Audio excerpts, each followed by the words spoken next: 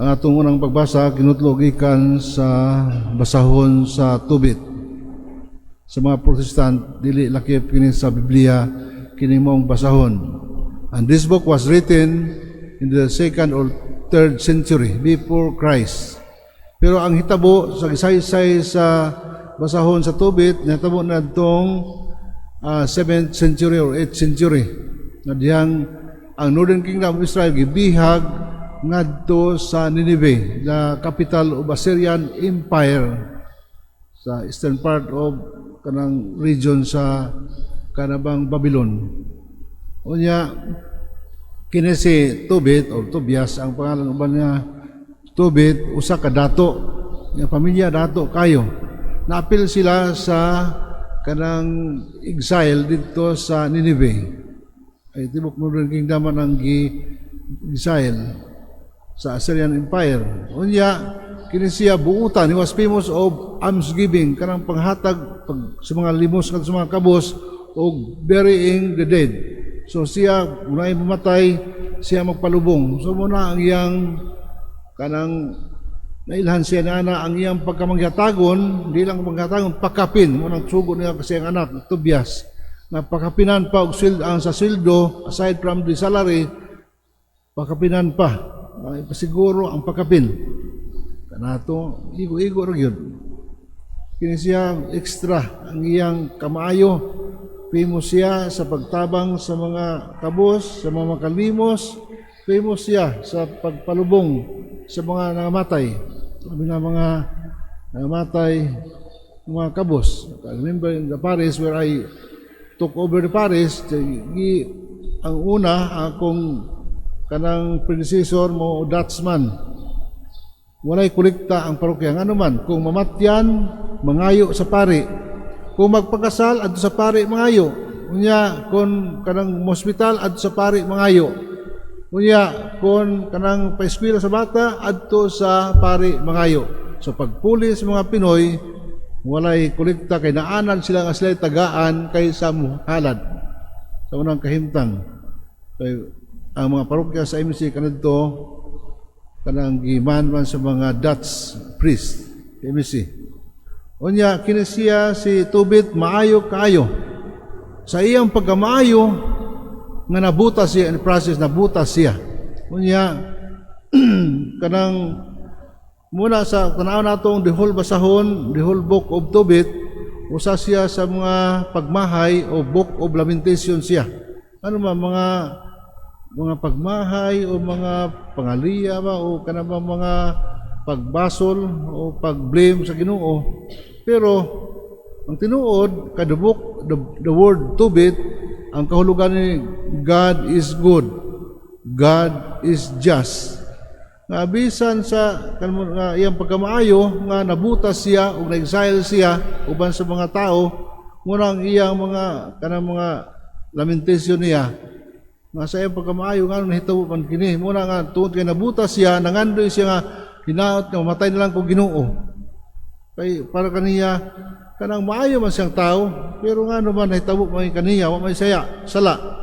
Kaya ang sala, the consequence of sin. Ang sakit o mga karamdaman, the consequence of sin. Kung nakasala ka, punishment, suffering.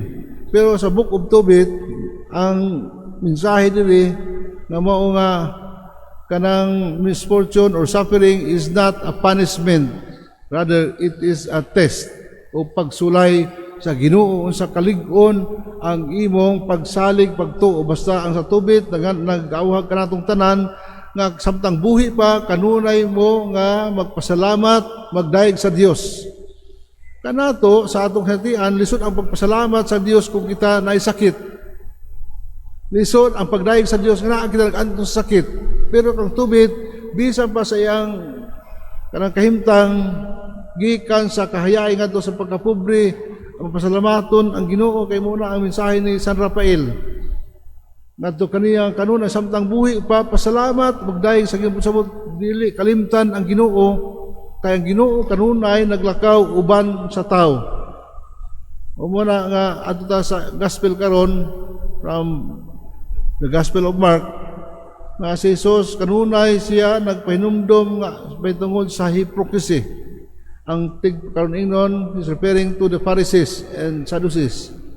Kanang mga Parisiyo nga lahi ang buhat, lahi ang ilang gisulob, lahi ang isangyaw, lahi ang ilang gibuhat. Mo naton time sa Ebanghelyo San Mateo miingon si Jesus nga kanang ang may otoridad sa paghubad sa balaod ni Moises mo ang mga Parisiyo. Sila ang may katungod sa paghubad niini. Tumana ang ilang gisulti apan ayaw sunda ang ilang gibuhat. Kung kay dunay discriminancy tali sa ilang gitudlo o sa ilang buhat. So muna nga yung nisustig pagkaroon ingnon. We have the sin of hypocrisy. At times we have been pharisaical.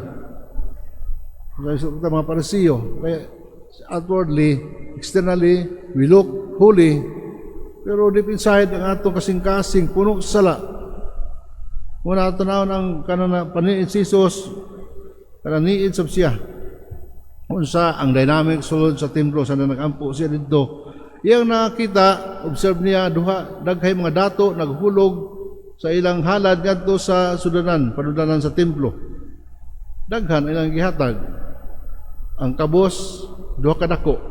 May bills do, may mga papel nga kwarta, mga coins na siya. Ang coins nga sulod sa templo kadto bang allowed sa mga Hudiyo. Dili katong coins nga dunay mukha o naong sa emperador. Kay di na siya allowed sa templo. Kunya ang gidayeg sa Dios ni Jesus mao ang halad sa byuda nga kabos sa duha ka dako. Sa parokya, mga palisiya sa parokya nga kanabang labi na after the fiesta kanang i-recognize ang mga donors. Pero dili i-project diya sa altar ang mga donors listahan kundi adto itarpulin dito sa entrance simbahan. Dili i-project diha tubangan. Nganuman ang kanabang prinsipyo nga dunay lockdown tungod kay namay magdunit og 200, 100, ang uban 20,000, 100,000. Kunya kanato ra ba mga tao kanabang the more you give, the more you become famous. Sikat ka kung dako. Kaya nga to quantity man, dili man quality. Sa Ebanghelyo, it talks about the quality of giving. It's not the amount that is important, but the quality, the heart in giving. Muna nga, gamay ra kini nga regalo, pero tanawa ang kinasingkasing kini nga paghatag mula sa puso. Muna kasagari nato.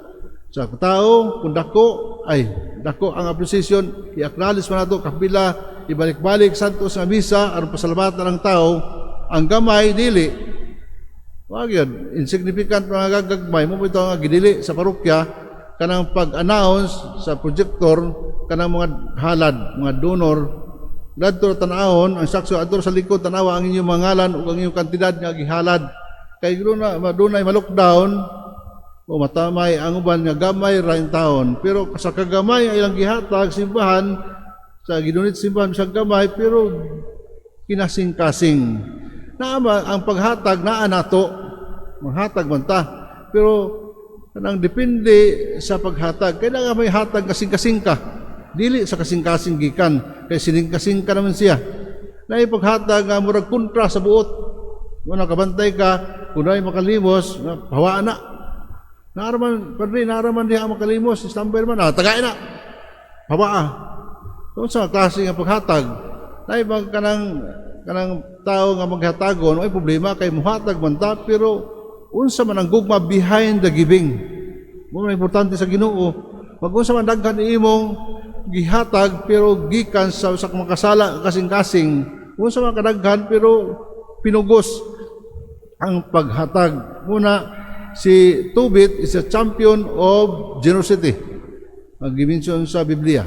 O kinasa New Testament, ang byuda, nga bisan kang duha ka dako enough amount o budget for the whole day's pagkaon.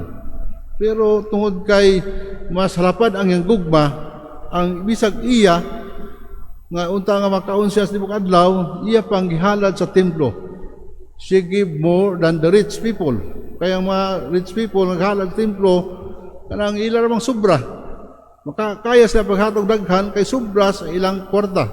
Pero kung byuda di man na sobra, iya gyud nga kinabuhi ang gihatag mo, the power, the might of the widow. Habang ang kahom sa gugma nga maunay nakapa-appreciate kang Kristo nga miniid siya kinsa kadtong manghatag kay nakita niya na panghatag nga dili mahigugmaon. Pero ang paghatag giingon sa basahon ni Tobit nga muna makahatag kinabuhi. Ang paghatag mas importante kaysa pagtigom sa imong bandi sa imong galingon. Kumita sa sulat ng San Pablo kanang it's better to give than to receive. So ang kasing-kasing mga hatagon ang Ginoo mo imubalos niini. Tingaka nga wa man kumahod di. The more you give, the more you receive. Kung kay abli man ang kasing-kasing matod pa kita puno sa panalangin sa Ginoo. A closed hand cannot receive. Kung sarado, di man makadawat. Pero kung abli nga kamot, mudawat siya abli sa paghatag. Muna nga kanang free-flowing ang grasya sa Ginoo sa mga taong maghihatagon. Sa kang San Lucas Ebanghelyo, ingon siya nga while in St. Matthew's Gospel chapter 5, ingon siya nga be perfect as your Father in heaven is perfect. Unya pagsibya na ni sangyaw ni San Lucas kay pagano man ang iyang audience di man concerned about the law nga ang balaod may makapahingpit sa tao, so who cares about the law? So ang iyang gisuwat dito, be generous as your Father in heaven is generous. It's no longer ang perfection mo na ang kaluwasan, kundi ang pagkamahatagon mo ang kaluwasan. Unta ning adlaw butagag sugdan nato ning adlaw pinasantos nga misa ato pangayoon ang panabang sa mga birhen nga ablihan ko kasing-kasing nga mahimo kitang kanamang gihatagon sa uban.